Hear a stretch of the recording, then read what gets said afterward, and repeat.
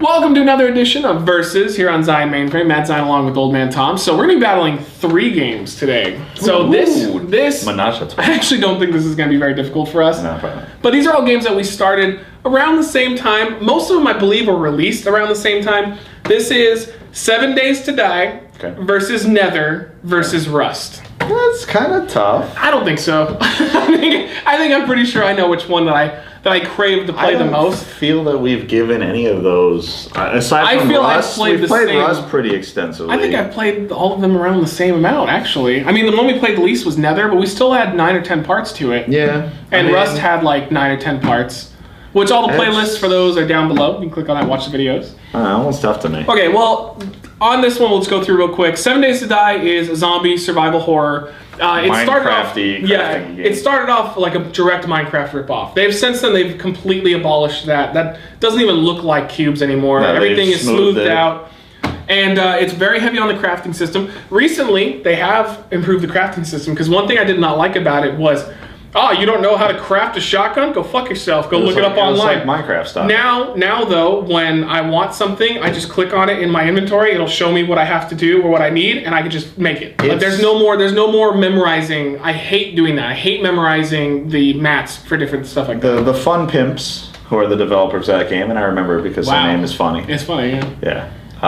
Actually, I might be wrong. I might be Project Zomboid's developer, but yeah, maybe I don't know. I think it is them. It is them. I remember whatever their name is. No, Total Biscuit insulted them because he was like, "This is supposed to be your serious name." I'm 99.9% sure it's the Fun Pimps that do 7 Days to Die, but they're very good about updating it. They've been updating it a lot, and like you said, it went from being a blocky Minecraft ripoff to its own type of game. It's really good. Really good. You gather stuff, you craft stuff. My biggest complaint, though, is that we're stuck playing on other people's servers because we're stupid and can't get it to work to get connected to each other.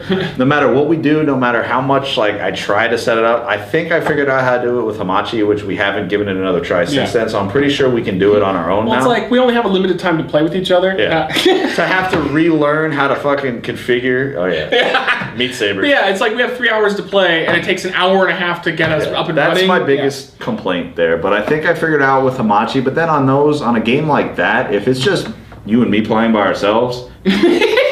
There isn't really much to do. Like, you collect a bunch of shit, you build a stronghold. That has changed pretty significantly. I can't say from personal experience, but I've watched Paul Swears Jr. play a lot off of his adult-themed channel, and they've fixed a lot of these issues. One thing that's really interesting too, that I think we would hate though, one of the changes I didn't like, is they made the zombies even more aggressive at night. Well, so when he goes into, you know how one of my biggest complaints of the game was we'd just be sitting in an attic for like 30 minutes just waiting for daytime. Well, you can lower the amount of time that passes in at night, so like you are higher or whatever, you can change, everything is completely edible, like editable. That's actually one of my favorite aspects, because you can change your zombie behavior too. Like when I play, I like to set my zombies to the strongest possible difficulty, but I make it so they can never run. So I'm playing like classic, not I want to say Walking Dead, but like Dawn of the Dead. Before the remake. Night of the Living Dead, that's the one I'm thinking of. I'm playing like classic zombie rules, whereas they're slow as hell, so you can run away from them, get away, but if they get you, that's it, you're done. So like, I love the fact that you can configure every aspect like that. I mean, you can turn off loot timers if it takes a while to loot an object, because they added timers there so people just couldn't run and grab things. Like, which I like. I have to stop and search, which adds to like, some of the suspense. Like a full minute. If I got a zombie right behind me and I'm trying to open this shit, it's like, oh god, here you go. Well, it makes sense though, because like a safe, you don't just go, I got it. Yeah. And a car would take a while too, because you got to open it up and search through. But I was gonna say the nighttime thing. This is what they added. This is the base game. Not only do you have to just sit in your barricaded house or whatever, you can't even open things because they'll hear you going through cabinets and stuff. So Pulsar Jr. just kind of sits there. That kind of is like, though, what do I do now? I'm just going to sit here and jerk off. But I can't jerk off too hard because they'll hear that. They might hear you. Yeah, they'll hear that going on too. It's led to a few times because there's situations where he's sitting there and he's like, I'm getting like, I gotta do something. And he'll open it up and all of a sudden like, oh god, the bees are coming through the window. And like, oh, here they come.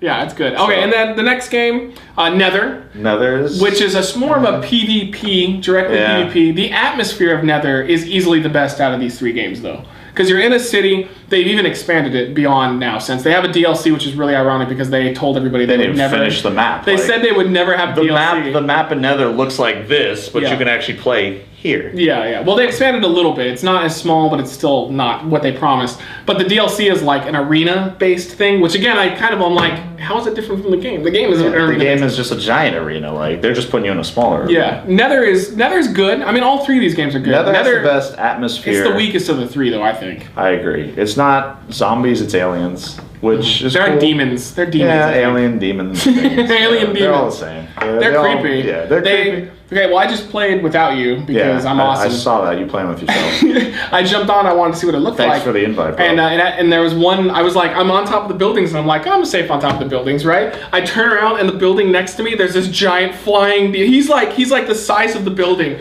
There's a room. He's like. So, oh God, I'm like, okay, you're not safe on the buildings anymore. They made it a lot harder. Yeah, it's got, like you said, it's got the best atmosphere. It's probably got one of the best graphical engines compared to the others. Like the graphics on it are really good. They're really nice. But it feels like it's the least survival horror-y, maybe would be the term. It's typical PvP all the way. It's much more just, it's all PvP centric. You're not crafting things. You're looking for items, but you're only looking for items for the sake of fighting other people. Like they'll do like supply drops and things like that to random locations, and that's just to draw everyone out into an arena area to fight. So it is the most PvP centric, and I'm not a huge PvP person on those type of games. It's one of the best ones I've played though, because I don't usually like them. It's a nice compromise for me because I don't feel like it's 100% PvP. There is some survival aspects, so that kind of compensates. But I mean, in these type of games, I like to explore and like look for stuff, and PvP is secondary for me. Same with like DayZ, Infestation, all those games. The exploration, the finding things, that's where I find the most fun. If I want to play a PvP only game, I play like Fistful of Frags, where it's not like finding stuff. It's just you're just there to fight. So for that aspect, if you approach Nether thinking of it like that, then it's more fun to me. But if you compare it with these other two games, I don't even think it really belongs in the same category, personally. Yeah, I just do them because they were all in the same. Which will bring us to Rust. So Rust is a survival, like just survival. I mean, the PvP is a huge aspect of it. It's a homeless you're trying to survive. Really, what it is, crackheads. And I know they've updated and revamped it a bit since we played it. We were at the Red Wolf stage, so we haven't really played it. They took zombies out, went to red animals, and now I'm sure they've revamped that. Well, the original plan was that they were going to add actual people that could fight back, like NPCs. I thought they were going to take all. I don't know if they did that though. Yeah, we haven't played. That's one we haven't played in a long time. Yeah. They were also talking about taking out all of the like superior weapons. It was just going to be like just weapons you can craft. So the shitty pistol, your shitty weapon. There was no like awesome shotgun. There's no like elite weapons. And I was all for that. I think that was a good idea because it relies more upon your skill of being able to shoot one bullet and reload as opposed to just going. Yeah, Rust is great after like a server reset where everyone's on equal footing. Yeah. Because the problem is, as that game goes on, everyone forms a team, which is cool. I mean, you want to promote, working together and shit like that. But they'll form a team, build a fort, get all the good items, mow down all the noobs, and then no one can play or get a foothold in the game. You're like, that's it. It's like, that's the point. Don't be so bad. Stop sucking. But for me, if I only got a little bit of time to play, I don't have all fucking day to sit on this game and play it. I'm playing Warcraft. Jump and die. So I can't play this all day long. But yeah, it's like, you have to really invest your time in this. You have to protect yourself and your fort. And if you don't have that kind of time to put into it, then you're not going to get a lot out of it. You're going to be just cannon fodder for the better people.